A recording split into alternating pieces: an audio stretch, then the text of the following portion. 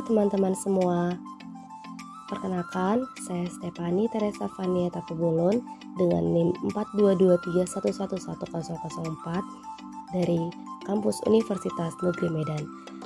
Kali ini saya akan menjelaskan materi dari mata kuliah profesi kependidikan, yaitu peranan guru dalam manajemen pendidikan. Pada topik pertama kita akan membahas mengenai hakikat manajemen pendidikan. Dapat kita lihat pengertian manajemen pendidikan. Kata manajemen berasal dari bahasa Inggris dengan istilah dan atau kata dasar manage yang berarti kelola. Manajemen berarti pengelolaan yang berarti penggunaan sumber daya secara efektif untuk mencapai sasaran. Sedangkan pengelolaan merupakan proses yang memberikan pengawasan terhadap semua hal yang terlibat dalam pelaksanaan kebijaksanaan dan pencapaian tujuan. Dalam konteks pendidikan, memang masih banyak kita temukan kontroversi dan juga inkonsistensi penggunaan istilah manajemen. Manajemen berasal dari kata managio, yaitu pengurusan atau manageri atau melatih dalam mengatur langkah-langkah. Manajemen sering diartikan sebagai ilmu, kiat, dan profesi. Banyak para ahli yang memaparkan definisi ataupun pandangan mereka terhadap manajemen. Namun di sini saya hanya memaparkan dari salah satu ahli, yaitu Suwarno. Suwarno menganalisis beberapa pandangan tentang manajemen. Di antaranya yaitu sebagai berikut. Yang pertama, manajemen sebagai suatu sistem atau manajemen as a system. Yang kedua, manajemen sebagai suatu proses atau manajemen as a process. Yang ketiga, manajemen sebagai suatu fungsi atau manajemen as a function. Yang keempat, manajemen sebagai suatu ilmu pengetahuan atau manajemen as a science. Yang kelima, manajemen sebagai kumpulan orang atau manajemen as a people of people. Yang keenam itu, manajemen sebagai kegiatan yang terpisah atau manajemen as a separate. Yang ketujuh, manajemen sebagai suatu profesi atau manajemen as a profession. Sifat khusus yang utama manajemen adalah integrasi dan penetapan ilmu serta pendekatan analisis yang dikembangkan oleh banyak disiplin ilmu. Tiap organisasi itu memerlukan pengambilan keputusan, pengordinasian aktivitas, penanganan manusia, pembagian tugas dan kewenangan, evaluasi prestasi yang mengarah kepada sasaran kelompok. Konsep manajemen adalah menjalankan fungsi perencanaan, pengorganisasian, penggerakan, dan pengendalian menjadi suatu rangkaian kegiatan pengambilan keputusan yang bersifat mendasar dan menyeluruh dalam proses pendayagunaan segala sumber daya secara efisien untuk mencapai tujuan organisasi. Konsep manajemen pendidikan adalah suatu proses pemanfaatan sumber daya yang tersedia di bidang pendidikan secara efektif dan efisien untuk mencapai tujuan pendidikan.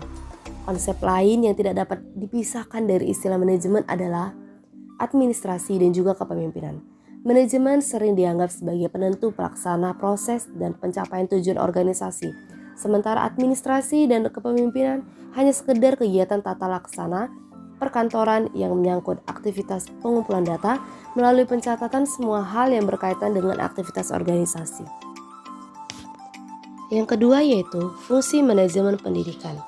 Banyak para ahli yang mengemukakan fungsi manajemen pendidikan. Namun pada saat ini saya hanya mengambil fungsi manajemen pendidikan dari salah satu ahli, yaitu Luther Gulick. Luther Gulick mengemukakan fungsi manajemen pendidikan sebagai satu, perencanaan atau planning. Perencanaan atau planning ini merupakan tindakan memilih dan menetapkan segala aktivitas dan sumber daya yang akan dilaksanakan dan digunakan di masa akan datang untuk mencapai tujuan tertentu. Lalu yang kedua ada pengorganisasian atau organizing. Organizing atau pengorganisasian ini yaitu kegiatan pembagian peranan, tugas, dan tanggung jawab pada orang dan atau bagian atau unsur yang terlibat dalam kerjasama sekolah. Lalu yang ketiga ada penyusunan pegawai atau staffing. Penyusunan pegawai ini difokuskan kepada sumber daya manusia yang akan melakukan kegiatan-kegiatan yang telah direncanakan dan diorganisasikan secara jelas pada fungsi perencanaan dan pengorganisasian. Yang keempat itu ada pengarahan atau directing, yaitu suatu usaha untuk menjaga agar apa yang telah direncanakan dapat berjalan seperti yang dikehendaki. Dalam pelaksanaannya, pengarahan ini sering sekali dilakukan bersamaan dengan controlling atau pengawasan. Yang kelima ada koordinasi atau coordinating, yaitu suatu aktivitas manajer membawa orang-orang yang terlibat dalam organisasi ke dalam suasana kerjasama yang harmonis. Koordinasi diperlukan untuk mengatasi kemungkinan terjadi duplikasi dalam tugas, perebutan hak dan wewenang, atau saling merasa lebih penting di antara bagian dengan bagian yang ada dalam organisasi. Dalam fungsi ini, mereka diarahkan untuk merekam segala kegiatan organisasi pendidikan secara baik melalui pencatatan-pencatatan yang benar dan tepat dan memberikan hasil catatan untuk membuat suatu laporan. Lalu yang terakhir itu ada fungsi manajemen pendidikan pengawasan atau controlling. Pengawasan ini yaitu mencatat perkembangan ke arah tujuan dan memungkinkan manajer mendeteksi penyimpangan dari perencanaan tepat pada waktunya untuk mengambil tindakan korektif sebelum terlambat. Pengawasan merupakan fungsi administratif yang mengharapkan setiap administrator memastikan bahwa apa yang dikerjakan sesuai dengan yang direncanakan. Lalu yang ketiga dapat kita lihat bidang tugas atau substansi manajemen pendidikan. Bidang tugas manajemen pendidikan di sekolah menyangkut berbagai aspek, yaitu pertama, pengelolaan bidang kurikulum, yang kedua, pengelolaan peserta didik, yang ketiga, pengelolaan personalita pendidikan, yang keempat, pengelolaan perlengkapan pendidikan, yang kelima, pengelolaan keuangan pendidikan, yang keenam, pengelolaan layanan khusus, yang ketujuh, pengelolaan ketatausahaan atau kantor, yang kedelapan, pengelolaan hubungan sekolah dengan masyarakat. Topik kedua yang akan dibahas yaitu mengenai hubungan kemitraan dengan stakeholders pendidikan. Lembaga pendidikan formal atau sekolah merupakan tempat penyelenggaraan sistem pendidikan dalam upaya membantu peserta didik mencapai tujuan pendidikannya. Dalam penyelenggaraan sistem pendidikan tersebut, sekolah tidak menutup diri terhadap subsistem lainnya.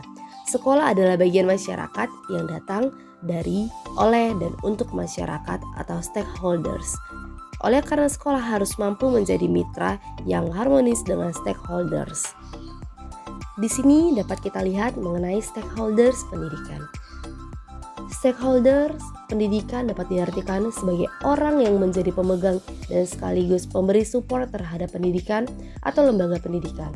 Kalau lembaga pendidikan itu berupa sekolah, maka stakeholdernya adalah birokrasi pendidikan atau dinas pendidikan, pengawas, kepala sekolah, guru-guru, orang tua, komite sekolah, dewan sekolah, masyarakat, dunia usaha, dan dunia industri. Dengan kata lain, dapat kita lihat bahwa stakeholder itu adalah orang-orang atau badan yang berkepentingan langsung atau tidak langsung terhadap kegiatan pendidikan di sekolah. Di dalam konteks penyelenggaraan sekolah bermutu sebagai penerapan total quality management atau manajemen mutu terpadu dalam bidang pendidikan, sebagaimana yang dikembangkan oleh Reinhardt maupun Korneski oleh Tampu-Bolon, mereka merumuskan beberapa prinsip yang dalam konteks penyelenggaraan sekolah bermutu.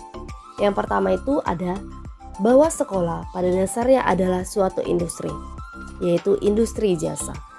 Industri jasa di sini dapat kita ketahui seperti rumah sakit, hotel atau biro perjalanan berusaha menghasilkan produk berupa jasa-jasa yang sesuai dengan kebutuhan pelanggan.